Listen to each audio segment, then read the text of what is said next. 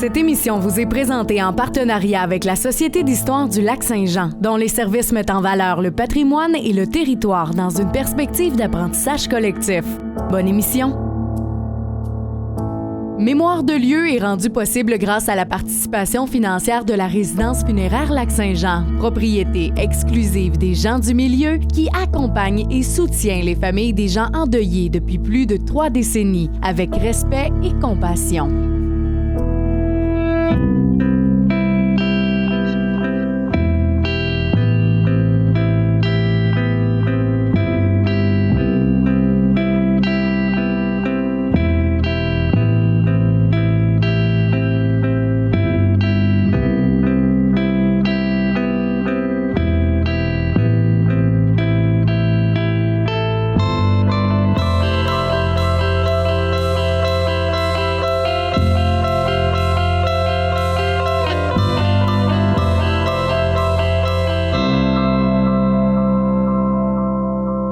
Les magasins généraux ont joué un rôle essentiel dans les communautés rurales au 19e et début du 20e siècle. Non seulement ils servaient de point de vente pour différents produits, mais ils étaient aussi des lieux de rencontre et d'échange entre les habitants.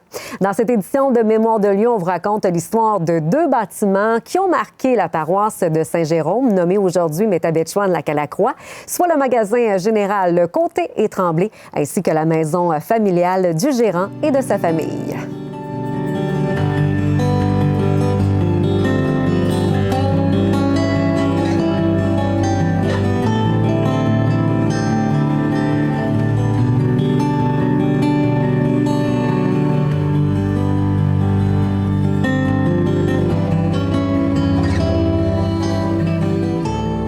À mes côtés, Élise Prescott, agente à la collection et aussi commis d'archives à la Société d'histoire du Lac-Saint-Jean. Élise, bienvenue parmi nous. Comment vas-tu? Ça va super bien. Merci de m'avoir accueilli. Ça nous fait plaisir. On se retrouve à Métabetchouan-Lac-à-la-Croix, pas très loin du Stanmans, anciennement le magasin général Côté et Tremblay. Parlons-en justement. Vraiment une belle histoire avec la maison familiale aussi, tout juste à côté. Les magasins généraux qui ont été très importants pour le Québec, ils ont joué vraiment un rôle essentiel. Tout à fait. Donc, les magasins là, généraux, ça a joué un rôle vraiment central dans les communautés rurales au Québec pendant le 19e siècle et au début du 20e. En plus, c'était des points de vente pour une variété de produits qui étaient essentiels. Puis, c'était des points de rencontre, des points d'échange pour les habitants. Les gérants aussi, c'était des figures très importantes dans leur communauté puisqu'ils diffusaient les nouvelles locales. Bien, justement, tu parles de nouvelles. C'était un peu le lieu de rencontre pour aller chercher la dernière petite histoire du village. Les petits potins, exactement. Donc, le magasin général Côté et Tremblay qui n'a pas fait exception là-dessus. Parlons des premiers magasins généraux ici du côté de Saint-Jérôme et de toute l'histoire qui les entoure. Oui. Donc, il y en avait plusieurs à l'époque. En fait, moi, je vais parler surtout de Joseph-Arthur Tremblay et du magasin aujourd'hui le Stanmans, mais qui était son magasin général. En fait, c'est entre 1900 et 1930 que Joseph-Arthur Tremblay et Armand Côté vont être propriétaires de ce magasin-là. Joseph-Arthur Tremblay, lui, c'est un fils de cultivateur né à Bagotville, qui était diplômé d'un cours commercial à Chicoutimi et qu'en 1892 a décidé « je déménage à Saint-Jérôme ». Puis lui, en fait, il a commencé au magasin général de Georges Perron. Georges Perron, ça se trouve être le premier maire de la municipalité de Saint-Jérôme.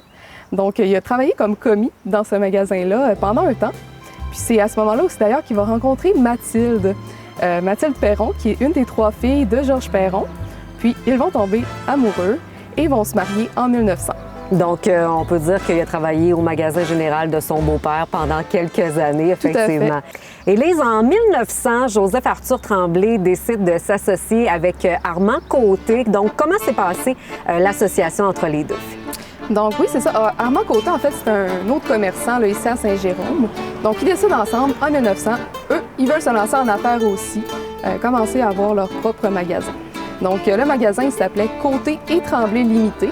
Puis, ils vont vendre une variété de produits de magasin général. Donc, c'est de l'épicerie, ce sont des outils, des meubles, des vêtements, mais également des chapeaux.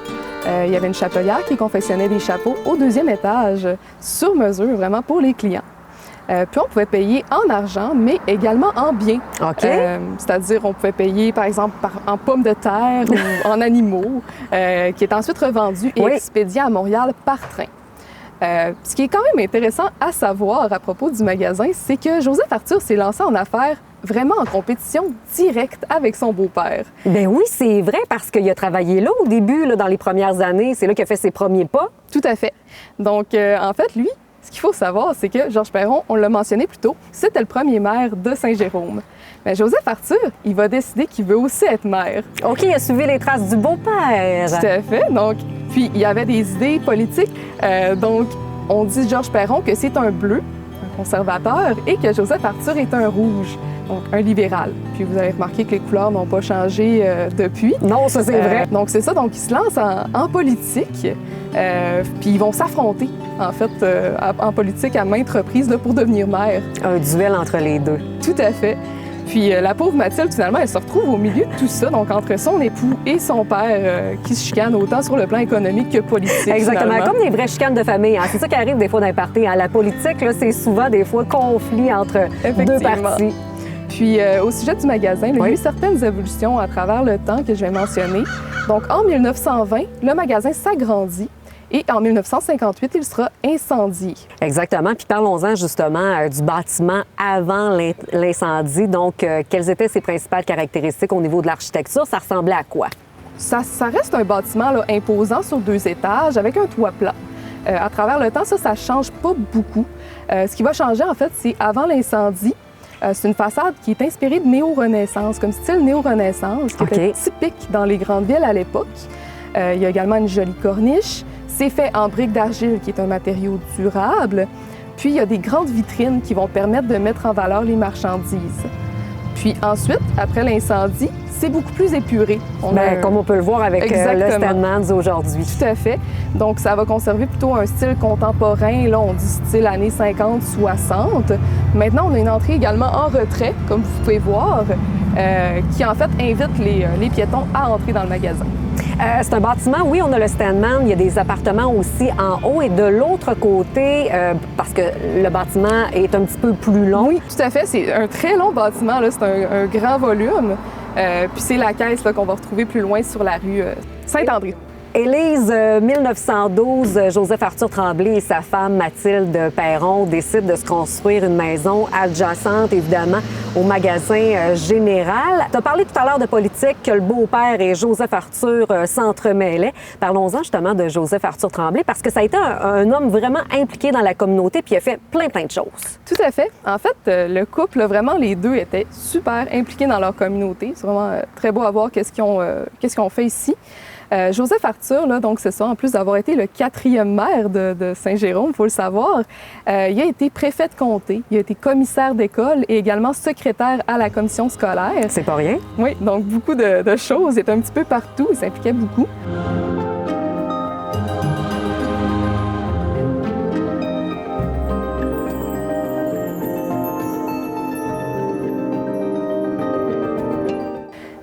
Puis il a beaucoup participé également à l'électrification du village, puis à l'aménagement du parc Maurice-Curois qu'on se trouve actuellement. Magnifique parc, il y a beaucoup d'histoire. Tout à fait. Puis Mathilde Perron, quant à elle, là, elle était décrite comme une femme très forte, très active et également très pieuse. On dit, là, petite anecdote, qu'elle pouvait aller 2 fois à la messe le dimanche. Bonne moyenne, comme on dit. Quand même. Pour la plupart des gens, c'était pas nécessairement le cas. Sauf qu'à l'époque, c'était plus fréquent. Exactement. Puis elle, c'était une femme là, très accueillante, bienveillante, chaleureuse. Puis ça lui arrivait souvent là, d'accueillir dans sa demeure des clients du magasin et de faire à manger pour de grandes tablées. Ensemble, ils vont avoir 11 enfants, dont 5, malheureusement, avec les difficultés de l'époque, vont décéder de différentes afflictions, dont la tuberculose, là, qui à l'époque est beaucoup plus difficile à soigner. Oui, absolument. Faute d'un remède efficace, là, puisque les antibiotiques, à grande échelle, c'est beaucoup plus tard. Comment s'est passée la construction de cette maison familiale? Parce que je pense qu'il y a eu aussi beaucoup de récupération de différents matériaux ici et là. Tout à fait. Donc, ils vont commencer par acheter ce terrain-là, qui appartenait à l'époque à la fabrique de la paroisse Saint-Jérôme. Puis, ils vont décider, OK, on se fait une maison à côté du magasin général pour élever notre famille. Puis, il y a des matériaux, effectivement, qui vont être récupérés. Il y avait un presbytère à Bagotville qui avait été démoli. Puis les matériaux vont être transportés depuis Port-Alfred par train jusqu'ici. Puis il y a des matériaux qui vont permettre là, de construire la maison partiellement avec ces matériaux-là. Effectivement, la maison qui a gardé évidemment son cachet d'origine. Et Élise, Joseph Arthur Tremblay décède en 1930. Comment s'est fait la gestion du magasin, de la maison par la suite?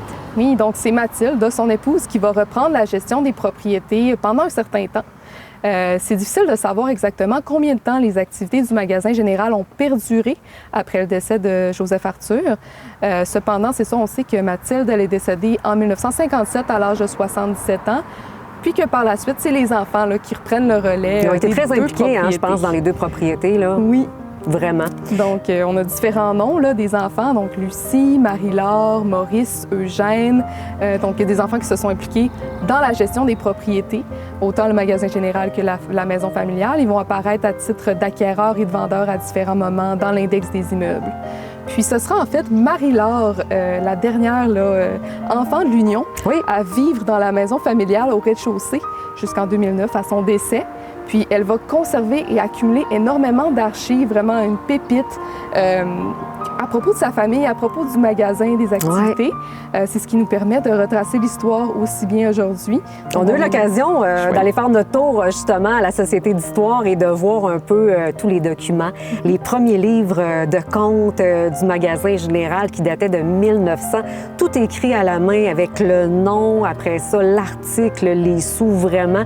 Puis tu as mentionné les lettres, il y avait des histoires d'amour là-dedans, oui, pas possible, vraiment. Là, des petits bijoux que la Société d'histoire finalement conserve, un beau fonds d'archives. Et c'est la propriétaire actuelle qui les a trouvés, qui vous les a apportés. Là. Leur grenier, en fait, quand j'ai eu la chance d'être à l'intérieur de cette merveilleuse maison-là, puis c'est vraiment, on retombe en 1900, on est dans l'histoire de la famille Tremblay, ce qui est vraiment merveilleux.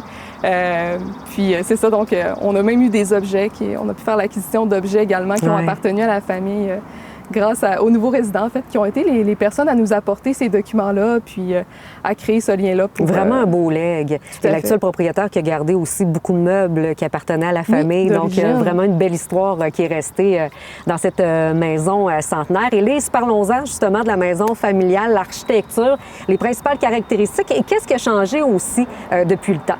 En fait, ça demeure essentiellement inchangé. Énormément de matériaux et d'éléments d'origine sont les mêmes. Donc, la forme générale de la maison, la toiture à 4 pentes demeure inchangée. La façade, les 4 façades sont recouvertes de briques d'argile. Oui. Ça, c'est issu de la tradition britannique. Ça conserve encore ces matériaux-là. Très durable. Oui, tout à fait. Ensuite, on a la galerie en bois surplombée du balcon. Donc, la galerie, elle fait un L. C'est probablement les matériaux d'origine et ça conserve la même forme. Ensuite de ça, on a également les colonnes en bois et la balustrade à barotin tourné qui sont conservées. Puis les belles fenêtres à battants et portes qui sont parfois surplombées d'un imposte, qui est en fait ce qu'on voit la fenêtre à l'horizontale, qui parfois est par-dessus. Donc c'est à titre des fois juste pour laisser la lumière entrer, mais aussi à titre décoratif. On croit qu'ils sont également d'origine. Wow. Puis finalement, là, on a la belle corniche aussi avec sa lucarne cintrée qui est conservée. Vraiment un beau bâtiment patrimonial, évidemment, qui a toute une histoire. Élise, merci beaucoup de nous avoir raconté l'histoire, du magasin général côté Tremblay, mais aussi de toute l'histoire de l'importance des magasins généraux au Québec. Merci beaucoup. Ça me fait plaisir.